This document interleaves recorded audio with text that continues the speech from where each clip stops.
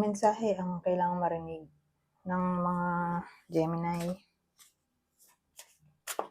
sa buong buwan ng February 2025? Pwedeng nangyari na to o mangyayari pa lang. Kung di man para sa inyo, itong magiging reading, di baka para sa someone na malapit sa inyo o sa someone na kakilala niyo mismo. Baka may lumabas na gender, mamaya gawin niyo na lang energy, masculine at feminine energy. Pwede rin naman na huwag niyo nang pansinin ang gender. Hindi ko masasabi kung anong magiging reading, kung positive ba o negative. Depende sa kung anong mapipick up kong energy.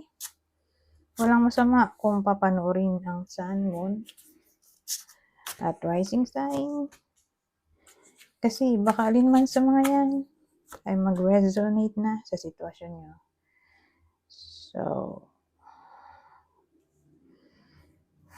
King of Wands, oh. Teka, ito, nakaumbok. Hangman, 5 of Swords, 10 of Wands. Ay, 10 of Wands. Sa bagay, katabi niya kasi itong 5 eh.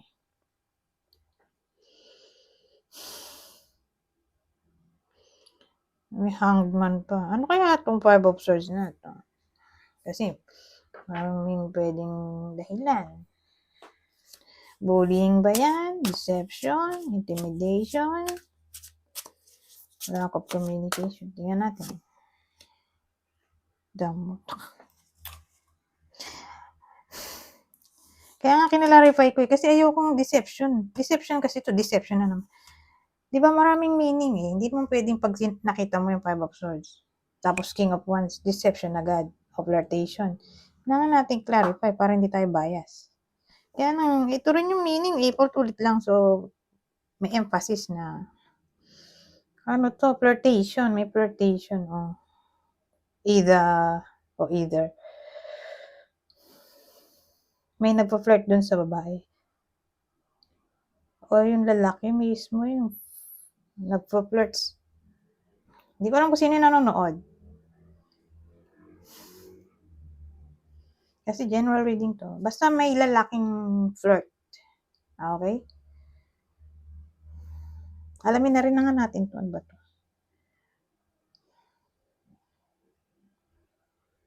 Ibang klaseng flirtation to. O cheating na ba to? Kasi nandito yung 10 of Wands. O ayun pa yung Hangman.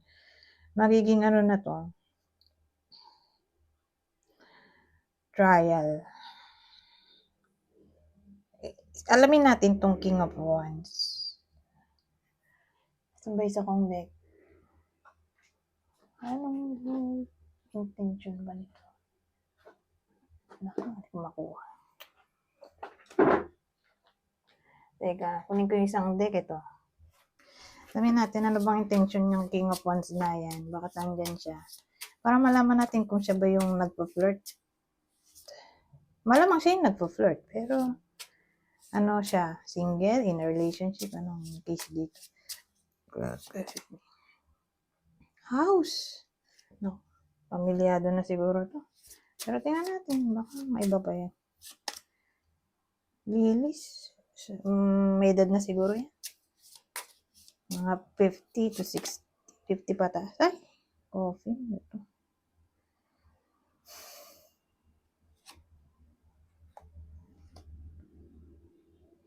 Biyudo ba to? Okay lang kung ano, di ba? Biyudo naman pala o single. Pero tingin ko single siya. Pero bakit deception na to? Siguro, either biyudo to. Kasi may ano eh. Meron tayong energy na nagsasabi na mag-isa lang siya. Coffin eh. Wala siyang karelasyon. Pero may pina-flirt siya.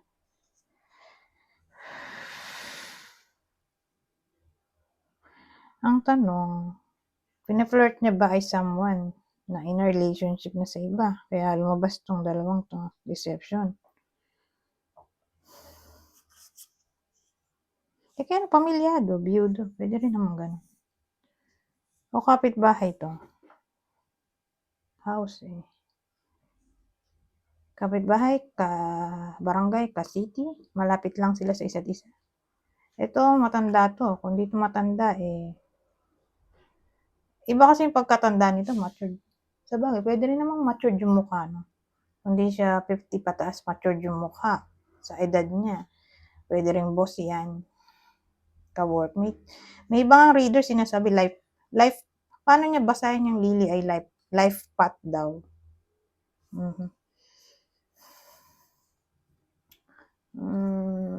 So, more like career.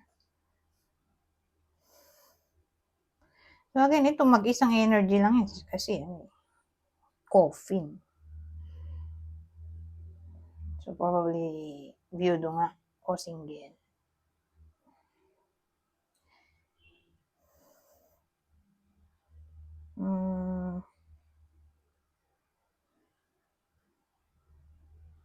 O may sakit. OMG. Mukhang matanda na to. So, again, case-to-case basis. Ano to?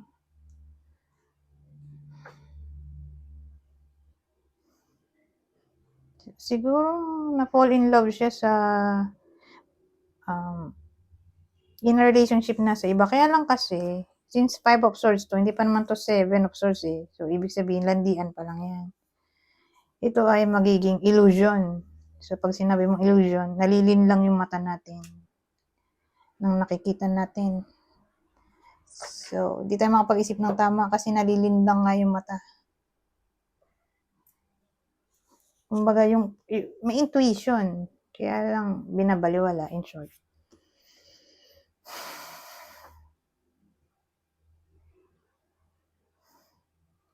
Aware naman sa intuition, pero sa sobrang attraction, nabulag ba sa red flag o sa consequence ng maaaring mangyari. Pero again, may landian pa lang naman to. Kaya lang,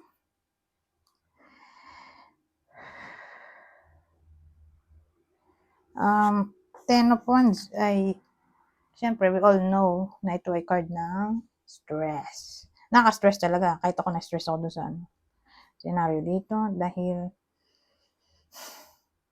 complicated yung sitwasyon, di ba? In a relationship na sa iba yung babae.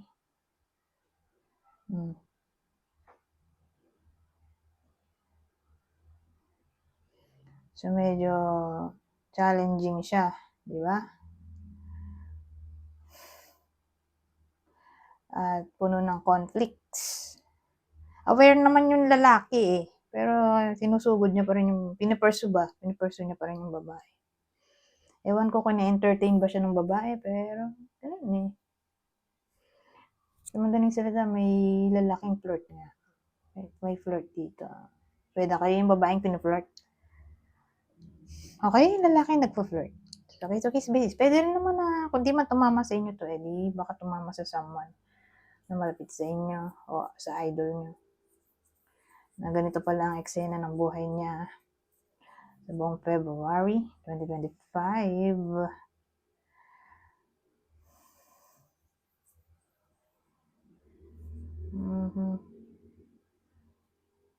Anyways, ito ang clue. So, dun muna tayo sa person o partner. Natatamaan ang reading na to. Okay. Kasi, hindi ko alam kung sino kayo sa eksena. So, ito muna yung partner. Okay? Partner ng Gemini. Pwede rin naman na sa mag-partner, yung lalaki pala yung may nilalanding iba, di ba? Pwede rin gano'n.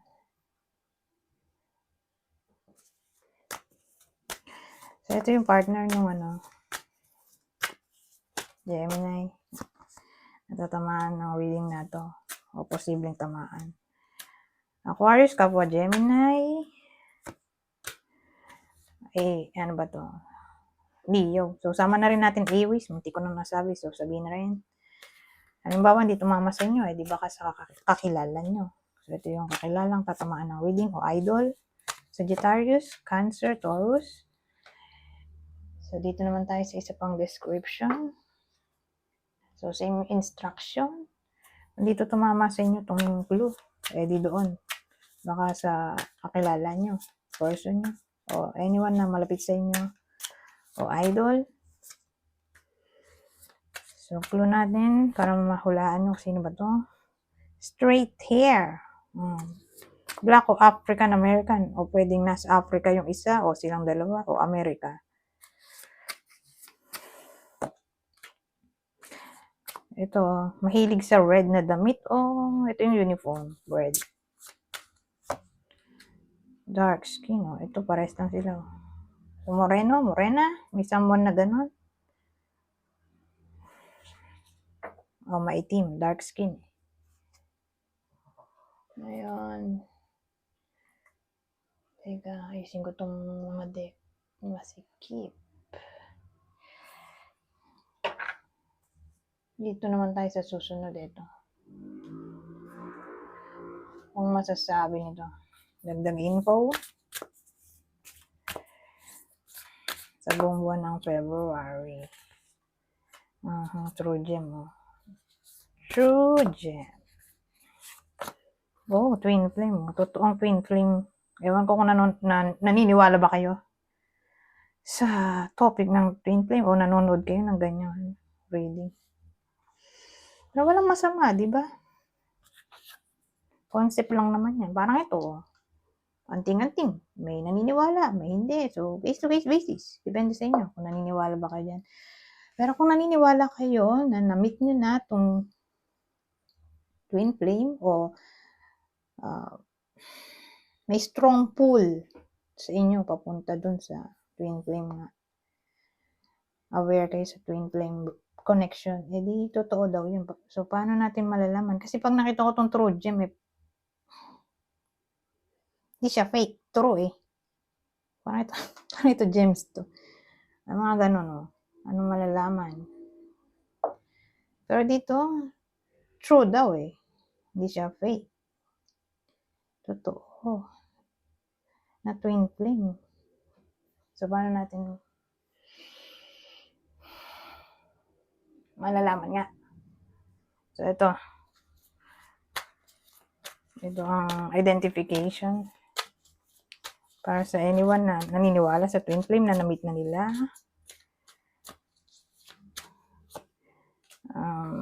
O mamimit pala. Hindi, more like na-meet na to. Taurus. Kapwa Gemini. Sagittarius. Ngayon. Punta naman tayo sa susunod.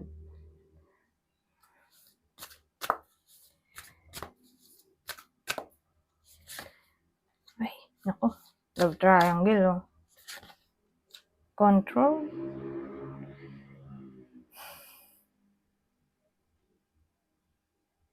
Ano to? Triangle control. So, kontrolin ang sarili na wag ma-involve sa love triangle, di ba? Ngayon, kung na-involve na yung iba sa inyo, at aware kayo na, yun na, nagkaroon. More like present pa rin yan. At kinokontrol o minamanipulate lang yung iba sa inyo. Nawala, pero tingin ko meron pa rin.